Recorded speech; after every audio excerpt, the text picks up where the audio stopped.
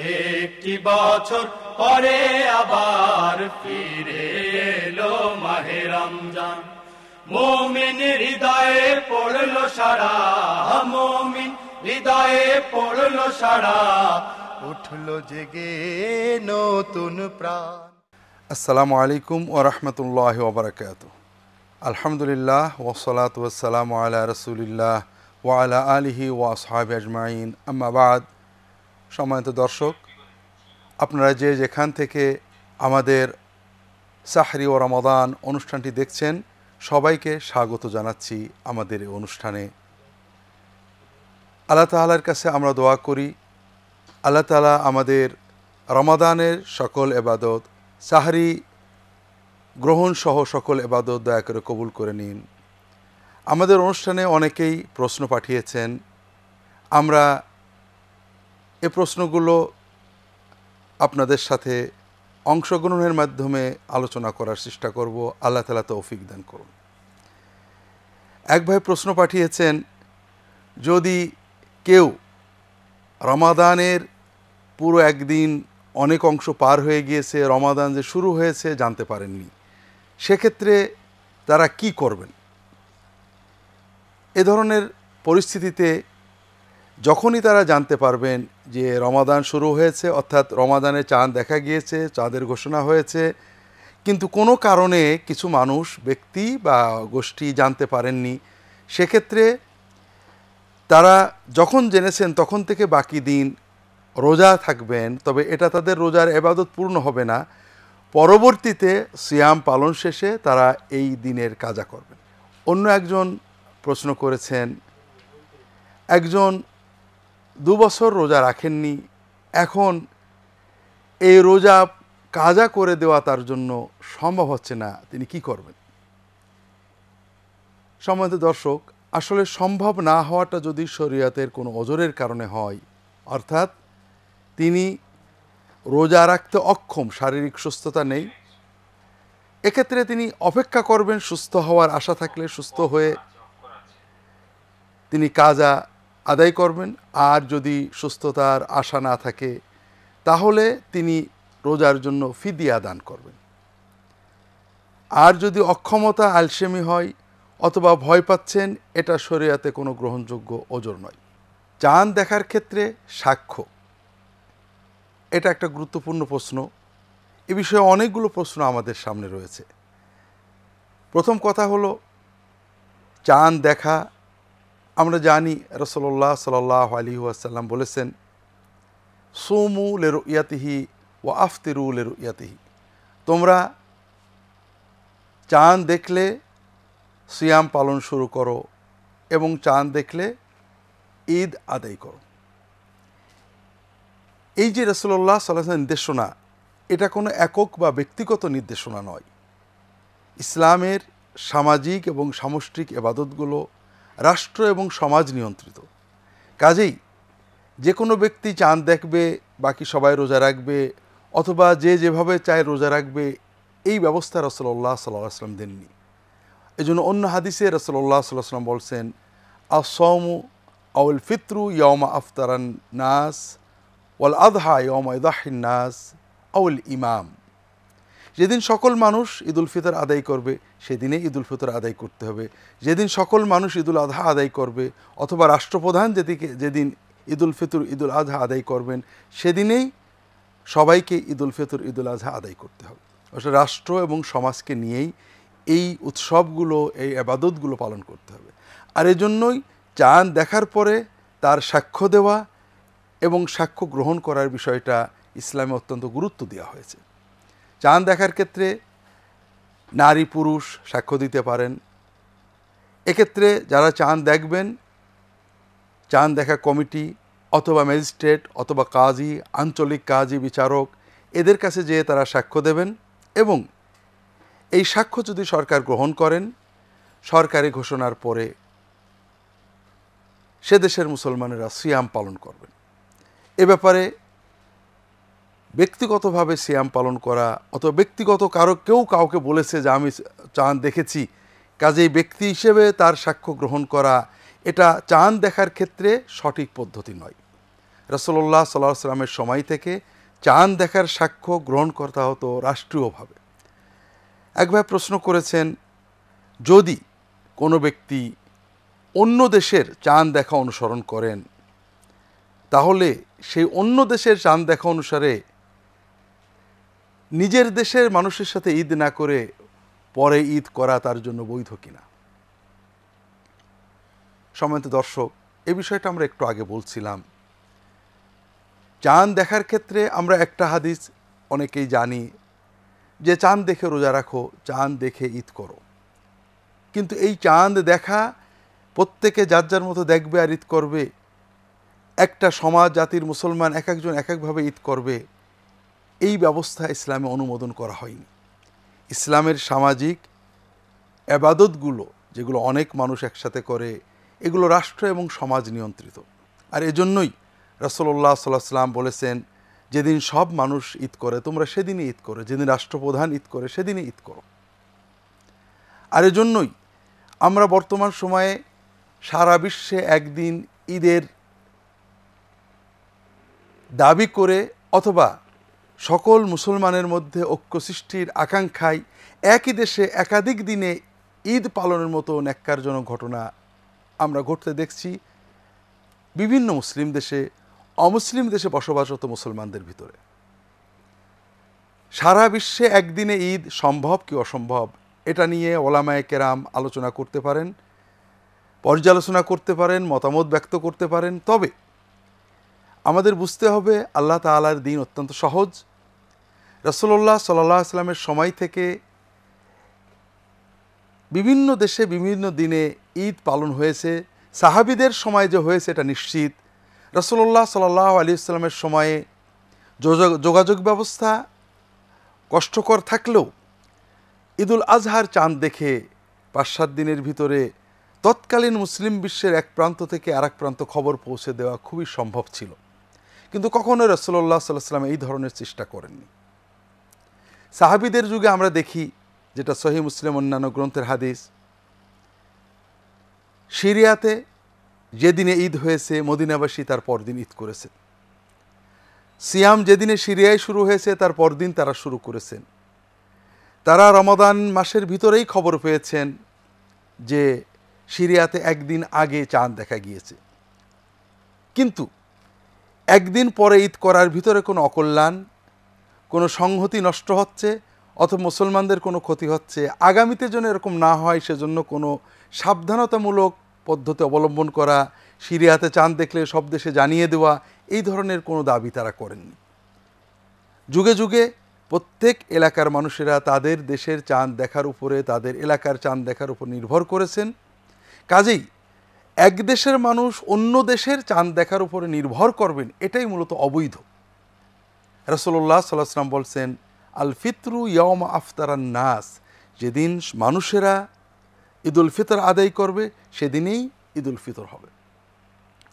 কাজেই আমি যে সমাজের সাথে বসবাস করি, ওই সমাজে বাস করে অন্য কোনো দেশের চাঁদ দেখার উপর নির্ভর করব, এটা প্রথমত আমার জন্য বৈধ নয়, কারণ আমার সরকার, আমার জনগণ ওই চাঁদ দেখাকে গ্রহণ করেনি। দ্বিতীয়ত, আমি আমার সমাজের ঐক্য বিনষ্ট করেছি। রাসূলুল্লাহ সাল্লাল্লাহু আলাইহি ওয়াসাল্লামের নির্দেশনা লঙ্ঘন করেছি। তিনি বলেছেন, যেদিন সব মানুষ ঈদ আদায় করে সেদিনে তুমি ঈদ আদায় করবে। কাজেই আমি যদি অন্য কোনো দেশের মানুষের সাথে করি আর আমার দেশের মানুষকে বাদ দিই, তাহলে এটা আমার জন্য বিভিন্নভাবে অবৈধ, মুসলিম সমাজের ঐক্য বিনষ্ট করা, রাসূলুল্লাহ সাল্লাল্লাহু আলাইহি ওয়াসাল্লামের হাদিস অমান্য করা হয়ে যায়। কাজে এই ব্যাপারে আমাদের সতর্ক সাবধান হওয়া উচিত। অনেক ভাই তাকওয়ার কারণে, রাসূলুল্লাহ সাল্লাল্লাহু আলাইহি ওয়াসাল্লাম বলেছেন চাঁদ দেখলে রোজা রাখো, অন্য দেশে চাঁদ দেখা গেছে, আমি রোজা না রাখলে গুনাহ হবে কিনা, আগে থেকে রোজা রাখতে শুরু করেছেন, রোজা 30 পূর্ণ হয়ে গিয়েছে, কাজেই তার দেশের মানুষ পরের ঈদ করবেন, তিনি আগে ঈদ করে ফেলতে বাধ্য হন। আসলে এটা আমাদের আবেগ এলেমবিহীন। চাঁদ দেখে রোজা রাখো, এটা যেমন রাসূলুল্লাহ সাল্লাল্লাহু আলাইহি ওয়াসাল্লামের নির্দেশ, তোমার দেশের মানুষের সাথে, রাষ্ট্রপ্রধানের সাথে, রাষ্ট্রের সাথে ঈদ করো, এটাও রাসূলুল্লাহ সাল্লাল্লাহু আলাইহি ওয়াসাল্লামের নির্দেশ। উভয় নির্দেশকে সমন্বিতভাবে পালন করতে হবে। আল্লাহ তাআলা আমাদের তৌফিক দান করুন। একই ধরনের প্রশ্ন করেছেন আরেক ভাই, রোজা শুরু এবং শেষ করার ক্ষেত্রে লোকাল পিপুলকে অনুসরণ করতে হবে নাকি অন্য কিছু? অতীত যুগ থেকে, সাহাবীদের যুগ থেকে প্রত্যেক জনগোষ্ঠীর মানুষ তাদের চাঁদ দেখার উপর নির্ভর করেছেন, এটাই বাস্তবতা। তখন টেকনোলজি এত উন্নত হয়নি যে এক দেশের মানুষ অন্য দেশের চাঁদ দেখা জানতে পারবে। দ্বিতীয় যে বিষয় আমরা বলেছি যে এক দেশের মানুষ অন্য দেশে চাঁদ দেখার উপর নির্ভর করতে পারবে কি না, এটা নিয়ে ওলামায়ে কেরাম গবেষণা করতে পারেন। উম্মতের ঐক্যের প্রয়োজন আছে, তবে যতক্ষণ না রাষ্ট্র স্বীকৃতি দেবে ততক্ষণ অবশ্যই একজন মুসলমানকে তার দেশের এবং তার জাতির চাঁদ দেখার উপর নির্ভর করতে হবে। সম্মানিত দর্শক, সময় হয়েছে ছোট্ট বিরতিতে যাওয়ার। বিরতির পরে ইনশাআল্লাহ ফিরে আসবো আপনাদের কাছে, ততক্ষণ আমাদের সাথেই থাকুন।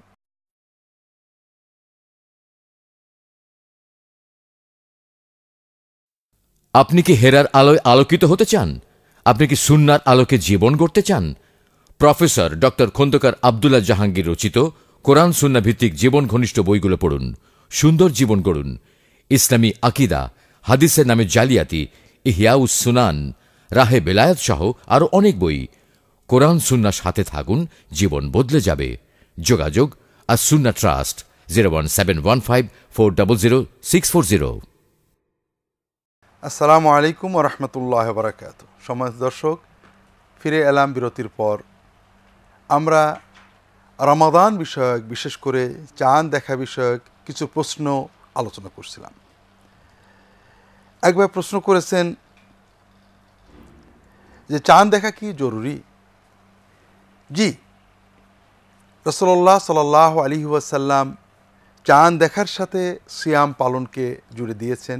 কাজেই মুসলিম উম্মাহ এই বিষয়টা ফরজে কিফায়া হিসেবে গণ্য করেছে। কেউ না কেউ চাঁদ দেখবে, সাক্ষ্য দেবে। সাক্ষ্য রাষ্ট্র যখন গ্রহণ করবে তখন অন্য সবাই সিয়াম পালন করবে। এটা রাসূলুল্লাহ সাল্লাল্লাহু আলাইহি ওয়াসাল্লামের বিভিন্ন হাদিস থেকে আমরা জানতে পারি। কাজে এ ব্যাপারে অবহেলা করা, শুধুমাত্র ক্যালেন্ডার পঞ্জিকার উপর নির্ভর করা রাসূলুল্লাহ সাল্লাল্লাহু আলাইহি ওয়াসাল্লামের নির্দেশনার সাথে সাংঘর্ষিক। অন্য ভাই প্রশ্ন করেছেন সিয়াম পালনের ব্যাপারে মুসলিমগণ কেন ঐক্যবদ্ধ হচ্ছেন না? আসলে অবশ্যই ঐক্য ইসলামের মূল নির্দেশনা, তবে এক্ষেত্রে ঐক্যের পর্যায়গুলো আমাদের বুঝতে হবে। একটা হলো একটি দেশ, একটি সমাজের মানুষের ঐক্য, আর একটা হলো সারা বিশ্বের মুসলমানদের ঐক্য। একটি জাতি, একটি রাষ্ট্র, একটি সমাজে বসবাসরত মুসলমানদের ঐক্য, এটা আমাদের জন্য ফরজ। আর সারা বিশ্বের মুসলমানদের সিয়াম পালনের ক্ষেত্রে ঐক্যবদ্ধ হওয়া না হওয়া এ বিষয়ে গবেষক ওলামায়ে কেরামের মতভেদ করার, মত বিনিময় করার, সিদ্ধান্ত গ্রহণের অবকাশ রয়েছে। কিন্তু আমরা অন্তত ন্যূনতম একই দেশের মানুষ একসাথে ঈদ পালন করব, এটা ইসলামের নির্দেশনা, যেটা আমরা আগে আলোচনা করেছি। রাসূলুল্লাহ সাল্লাল্লাহু আলাইহি ওয়াসাল্লাম বলেছেন, আল ফিতরু ইয়াউমা আফতারান নাস, যেদিন সব মানুষ ঈদুল ফিতর আদায় করবে সেদিনই ঈদুল ফিতর আদায় করতে হবে। দর্শক, কাজেই কেউ যদি সারা বিশ্বের মুসলিমদের ঐক্যবদ্ধতার দাবিতে একই দেশের ভিতরে অনৈক্য সৃষ্টি করেন, সেটা খুবই দুর্ভাগ্যজনক হবে। সারা বিশ্বে একদিনে ঈদ পালন সম্ভব কি অসম্ভব, এটা নিয়ে গবেষকদের ভিতরে বিভিন্ন মত রয়েছে। এ বিষয়ে দীর্ঘ গবেষণার প্রয়োজন আছে, কারণ এই বিষয়টা নতুন। প্রত্যেক দেশে লোকাল, আঞ্চলিকভাবে চাঁদ দেখে ঈদ পালন করাটাই বিগত ১৫০০ বছরে মুসলিম সমাজে চলে আসছে। আর মুসলিম সমাজের নিয়ম, দিন ইসলামের এটা অত্যন্ত গুরুত্বপূর্ণ বিষয়। কোনো নতুন বিষয় দিনের ভিতরে, মুসলিম উম্মার ভিতরে, সমাজের ভিতরে অন্তর্ভুক্ত করতে হলে এটা নিয়ে গবেষণা, পর্যালোচনা ব্যাপক মুসলিম উলামায়ে কেরাম করে থাকেন। এ করাটা উচিত, কারণ রাসূলুল্লাহ সাল্লাল্লাহু আলাইহি ওয়াসাল্লাম থেকে আমরা যে রীতি নিয়ম পেয়েছি, এটা যুগের প্রয়োজনে কোনো কিছু পরিবর্তন করতে হবে কি না, এটা যাচাই বাছাই করাটাই ইসলামের নির্দেশনা। একবার প্রশ্ন করেছেন চাঁদ দেখার ক্ষেত্রে শিল্পোন্নত এলাকাগুলোতে যে অসুবিধা, চাঁদ দেখা, আকাশ পরিচ্ছন্ন থাকে না, এছাড়া বর্তমানে চাঁদ দেখাটা আমাদের জন্য আসলেই কষ্টকর হয়ে গেছে। এক্ষেত্রে যেখানে দেখা যাবে না, যেখানে দেখা যাবে, এটা তো ফরজে কিফায়া, একটা দেশের ভিতরে বিভিন্ন স্থানে মুসলমানরা চেষ্টা করবেন চাঁদ দেখার জন্য। আল্লাহর রসুল সাল্লাল্লাহু আলাইহি ওয়াসাল্লাম দিনকে সহজ করে আমাদের জন্য দিয়ে গিয়েছেন। চাঁদ যতটুকু আমাদের সাধ্যের ভিতরে দেখার চেষ্টা করব, ওটাতে দেখা গেলেই রোজা শুরু করতে হবে। চাঁদ দেখার ক্ষেত্রে আধুনিক যন্ত্রপাতি ব্যবহার করা বৈধ কিনা এক ভাই প্রশ্ন করেছেন। আসলে স্বাভাবিকভাবে চাঁদ দেখাটাই হলো বড় কথা। মাটি থেকে স্বাভাবিকভাবে চাঁদ দেখে রোজা রাখা, এক্ষেত্রে স্বাভাবিকতার বাইরে যাওয়ার নির্দেশনা ইসলাম তো আমাদেরকে দেয়নি। কাজেই আগে থেকে চাঁদ দেখা অথবা স্যাটেলাইটের মাধ্যমে চাঁদ দেখা নিশ্চিত করা, এগুলো আমাদের ইবাদত পালনের জন্য জরুরি নয়। স্বাভাবিকভাবে চাঁদ দেখাটা আমরা চেষ্টা করতে হবে, এর মাধ্যমে চাঁদ দেখে আমরা রোজা শুরু করব। অথবা সরকার রাষ্ট্রের পক্ষ থেকে চাঁদ দেখার কোনো বিশেষ ব্যবস্থা করা হবে, যারা দেশের যেখান থেকে চাঁদ দেখা যায়, দেখা সম্ভব সহজে, সেখান থেকে চাঁদ দেখে সরকারের কাছে সাক্ষ্য প্রদান করবেন এবং এর ভিত্তিতে সরকার চাঁদ দেখার ঘোষণা দেবেন। একবার প্রশ্ন করেছেন, এক ব্যক্তি রোজা শুরু করেছেন এক দেশে, কিন্তু সিয়াম পালনরত অবস্থায় রমাদানের ভিতরে অন্য দেশে সফর করেছেন। সফরের কারণে তার রোজা বেশি বা কম হয়ে যাচ্ছে, অর্থাৎ আমরা অনুমান বা ধারণা করতে পারি তিনি সৌদি আরব থেকে সিয়াম পালন করে বাংলাদেশে এসেছেন, সেখানে একদিন আগে শুরু করেছিলেন, কাজেই বাংলাদেশে এসে যেদিনে সৌদি আরবে 30 হয়ে গিয়েছে, ঈদ হবে, সেদিন এখানে সিয়াম চলছে, এক রোজা বেশি হয়ে গেল, এক্ষেত্রে তিনি কি করবেন? এক্ষেত্রে আমাদের বুঝতে হবে যে ইসলাম সামাজিক ঐক্য ও সংহতির অত্যন্ত গুরুত্ব দিয়েছে। এক্ষেত্রে দুই ধরনের সম্ভাবনা আছে। একটা হলো তিনি বাংলাদেশ থেকে অথবা জাপান থেকে অথবা এমন কোনো দেশ থেকে সিয়াম শুরু করেছেন যেখানে আগে পরে সিয়াম শুরু হয়েছে, অর্থাৎ বাংলাদেশ থেকে সিয়াম শুরু করে সৌদি আরবে চলে গিয়েছেন। সেখানে যে তার যেদিন রোজা 28 হলো সেই দিনে তাদের ঈদ হয়ে গেল। তিনি অবশ্যই ওই সমাজের মানুষদের সাথে ঈদ আদায় করবেন, তাদের ঈদের দিনে তিনি সিয়াম পালন করতে পারবেন না, তবে একটা রোজা তাকে ঈদের পরে আদায় করে দিতে হবে। তেমনইভাবে তিনি যখন বাংলাদেশে চলে আসবেন, হয়তো যেদিন সৌদি আরবে ঈদ হচ্ছে এই দিনে এখানে সিয়াম পালন হচ্ছে, তিনি এদেশের মানুষদের সাথে সিয়াম পালন করবেন এবং এদেশের মানুষদের সাথে ঈদ পালন করবেন। কাজেই সামাজিক ঐক্য এবং একই সমাজের মানুষদের সবার এই ইবাদতগুলো একত্রে আদায় করার ব্যাপারে ইসলাম যে নির্দেশনা আমাদের দিয়েছে সে ব্যাপারে আমাদের সচেতন থাকতে হবে। এই জাতীয় আরেকটা প্রশ্ন এক ভাই করেছেন যে ব্যক্তি যে দেশে বসবাস করছেন তিনি কি সেই দেশের মানুষদের সাথে ঈদ উল ফিতর আদায় করতে বাধ্য? জি, এটা ইসলামের ন্যূনতম নির্দেশনা। আল ফিতরু ইয়াউম আফতারান নাস, যেদিন সব মানুষ ঈদ উল ফিতর আদায় করবে, ঈদ রোজা সিয়াম শেষ করবে, ওই দিনে তোমাকে সিয়াম শেষ করতে হবে, ঈদ উল ফিতর পালন করতে হবে।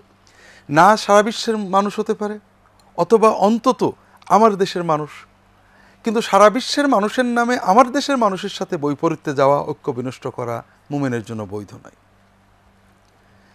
চাঁদ দেখা বিষয়ক প্রশ্নের পাশাপাশি সিয়াম কিভাবে ভেঙে যাবে এ বিষয়ে অনেকে প্রশ্ন করেছেন। আমরা এ বিষয়ে কিছু প্রশ্ন আলোচনা করতে চেষ্টা করব। একবার প্রশ্ন করেছেন যে কোনো মানুষ যদি সিয়াম ভঙ্গ করার নিয়ত করে অথবা মনে মনে ইচ্ছা করে তাহলে কি সিয়াম ভেঙে যাবে, অর্থাৎ রোজা শেষ হয়ে যাবে বা ইফতার করা হয়ে যাবে কিনা? মূলত ইফতার একটা কর্ম, মনের নিয়তের সাথে কর্মের সমন্বয়েই এই ইবাদতটা পূর্ণ হয়। কাজেই শুধু নিয়ত করেছেন কর্ম করেননি, এটাতে ইবাদত হয় না। এজন্য কেউ মনে মনে নিয়ত করেছেন আমি ইফতার রোজা ভেঙে দিলাম, এটাই যথেষ্ট নয়। তবে কখনো কখনো এমন হতে পারে যে ইফতারের সময় হয়েছে, তিনি কোনোভাবে ইফতার করার সুযোগ পাচ্ছেন না, তার হাতের কাছে রোজা ভাঙা রোজা শেষ করার কোনোই উপকরণ নেই, তিনি এমন পরিস্থিতি রয়েছেন, তিনি অন্তত নিয়ত করেন আমি আমার সিয়াম ভেঙে দিলাম, আমি ইফতার করলাম।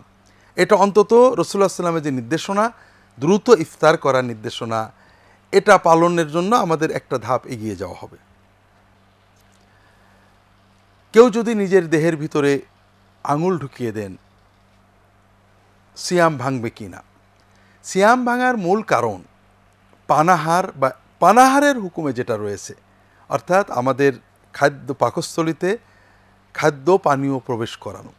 কাজেই যেটা পাকস্থলিতে খাদ্য পানীয় প্রবেশ করার কিছুই নয়, এর কারণে সিয়াম ভঙ্গ হয় না। অনেক ফকি আগের জামানায় বলেছেন অনেক সময় যে শরীরে কেটে গেলে সিয়াম ভেঙে যাবে, অথবা দেহের ভিতরে আঙুল ঢুকিয়ে দিলে সিয়াম ভেঙে যাবে, অথবা ভিজে আঙুল ঢুকিয়ে দিলে সিয়াম ভেঙে যাবে, কানের ভিতরে ঔষধ দিলে গলায় বোঝা গেলে সিয়াম ভেঙে যাবে, এ কথাগুলো কোনো কোনো ফকি বলেছেন।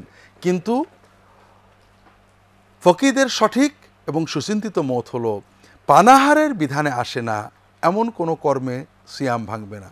শরীরের ভিতর তো অনেক কিছুই প্রবেশ করে, যেমন আমরা যখন গোসল করব, পানির ভিতরে ডুবে থাকব, আমাদের চামড়ার ভিতর দিয়ে শরীরের ভিতরে পানি প্রবেশ করবে।